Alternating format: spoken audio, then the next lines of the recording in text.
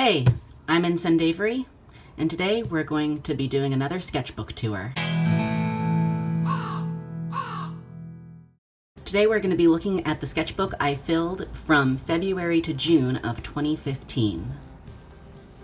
So we've got my OCM, who you probably saw in the last sketchbook tour I did, and we have some studies of different swords as well as 2 thumbnails. And I distinctly remember that this was the first time I did a thumbnail, like any studies in thumbnails, for an illustration before starting it, and I was very impressed with myself. This was also the last drawing that I actually ripped out of the sketchbook before scanning it, since after that I realized I could scan them while they were still in the sketchbooks.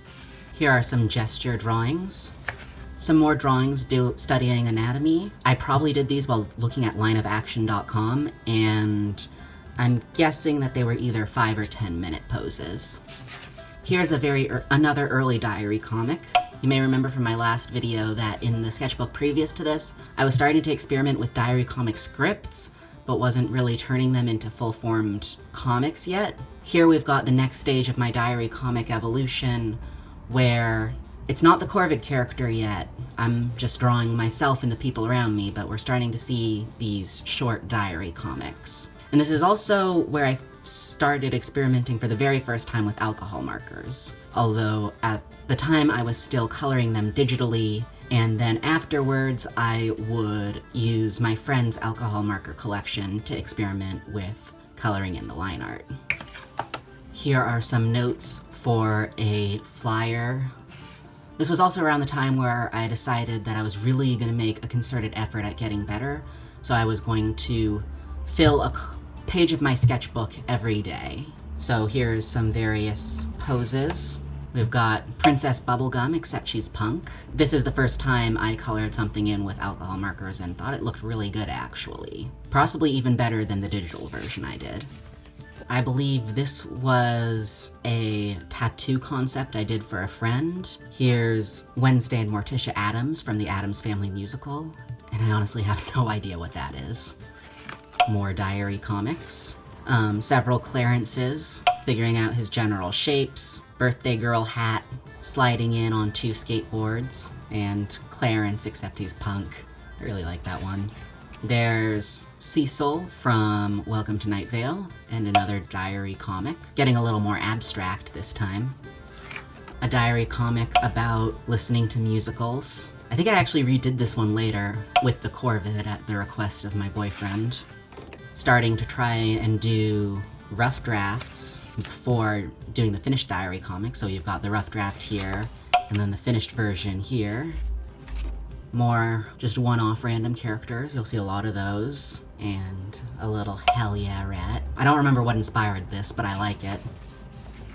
Got a gem Sona, of course. I believe I named this one Spinel. This was an alternate color scheme I tried with alcohol markers afterwards that I decided I didn't like as much. I was so proud of this entire character sheet. I think it turned out really good. You'll also notice that Spinel has a gem on either side of their head. I drew this right before the episode where we find out that Garnet is actually a fusion, so I had been operating under the assumption that, you know, if the gem isn't on, like, the central body line, then they'll have 2 gems on a symmetrical side. You can see because he's got 2 gems on either side of his head. He's, like, got his staff going, pretending to have a staff going through his head, and he's got, like, gems on either side of his staff. And I ended up, I think, deciding post-reveal of fusions that it was just one very long gem that went all the way through his head. Breaking down the crystal gems into their basic shapes and then trying to create other possible gems. You'll notice again, I'm still operating under the assumption that you can have 2 gems on symmetrical sides. Still didn't know about fusions. This was before the character Ruby had been introduced, so I thought that maybe Spinel had an older sister named Ruby and they were always getting confused for one another because Spinels often get confused for rubies. And then we've got Juliet Capulet from Romeo and Juliet, the line from the play, except rather than poison, Romeo drank all the coffee. This is a definite turning point for my diary comics where I really started using them as catharsis for delving into uglier emotions and emotions that I had more trouble dealing with. More crystal gems and a dragon based on a snake. And this was my boyfriend's gemsona. I don't see the name here, but I think her name was Obsidian. Oh, no, Onyx. Her name's Onyx, and then Spinel and Onyx. Now we knew about fusions. So, Spinel and Onyx's fusion was Bloodstone. It's pretty cool, actually. Another full page. At this point in time, I was spending a lot of time hanging out at the campus LGBT center for different activities, so I'd go there for different support groups or activities and fill a page while I was there. So you'll have a combination of me drawing things from memory, like this mermaid or this pearl, or drawing things that were in front of me. I don't remember who that person's name was, but it was someone at the group. And there's my boyfriend again. If you're familiar with the Twitter account TNG Season 8, this is from one of those tweets where Data and Jordy have to boogie their way to freedom. Here is one of my friend's gemsonas, fluorite, more fluorite. Here's an illustration of rose quartz and pearl, and this is another one where I scanned it, colored it digitally, and then went back and experimented with coloring the line art in with alcohol markers. And here's a page where I was testing out different alcohol markers, swatching them and so forth. Here's Mr. Peanut Butter from BoJack Horseman. This was after I watched the first season and decided that he was probably into pop punk. And I was so close. In the second season, it's revealed that he's into third wave ska. So close. But I feel like I deserve some points for almost guessing it. Another full page, got the gems for me and my friend's gemsonas. You've got some random characters. You've got various logos. A really sketchy amethyst and pearl. This is really scratchy, but I think this is a really pretty drawing of my boyfriend. And this is a linguistics pun that centers around the fact that the acronym for Proto-Indo-European, which is the language that a lot of other modern languages evolved from, is PIE, which, you know, it looks like pie. So you've got a pie speaking Proto-Indo-European.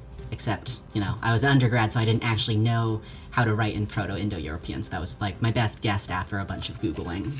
It was supposed to say, "Eat me." Here's another diary comic. This was like the first time in my life where I really knew a lot of other trans people, and it was a really validating and healing experience for me, and so that is what this comic was about. Just about knowing other trans people and seeing them around. It was like a quick doodle. It was originally supposed to be a patch idea, I think. Another diary comic and another tattoo concept I did for my friend. Anatomy practice, another logo, some various hands and legs, page full of doodles, there's 2 Stevens, and a Eve from Binding of Isaac. Still really like this one. This is a line from the song Homophobia by Chumbawamba, and then another diary comic. Another logo, a possessed dipper. That is definitely inspired by some Tumblr artist I saw on my dash. I don't remember their URL, but I want to say it was Not Musa. An attempt to draw someone holding an acoustic guitar. Come pretty far. A tattoo concept for my boyfriend. This actually did turn into... It ended up changing a lot, but he did get a tattoo from this idea. This is based on a little stuffed animal I had. And this was a self-portrait with a flower crown and antlers. A crow, multi-squid, and experimenting with drawing some furries. Got an anthropomorphic snail and an anthropomorphic wolf with a bunch of eyes. More furries and a dragon with lipstick. This was like a combined crow and deer. I think I was starting to decide what I wanted for my fursona, and once or twice later on I used the concept of sort of like a deity version of my Corvid for certain illustrations, and I think this is where that idea originated. And then you've got a parrot, although looking at this now, it's clear that I didn't like decide on a specific parrot. I just had the idea of a parrot in mind, and a goat, and that was, wow, loud motorcycle. And that was because of the band Hatebeak. That is a metal band with a, I believe it's an African gray parrot as a vocalist, and Briquette, who was a goat that lived on a French farm, I believe, who loved attending metal shows, and her favorite band was Wormrot. A punk cat furry, and Princess Carolyn from BoJack Horseman. Here were concepts for a zine I was going to make based on a certain song that I liked at the time. And there's another Hatebeak. This was drawn by my friend of one of her childhood rooms. Here's another bird furry, some various hands and legs, and Hatebeak from the back. And there's a drawing at the back that was made by Aiden, a scene from one of his stories. And that's it for this one. So I hope you enjoyed that, and stay tuned as I continue going through my big pile of old sketchbooks. Thanks for watching. Bye.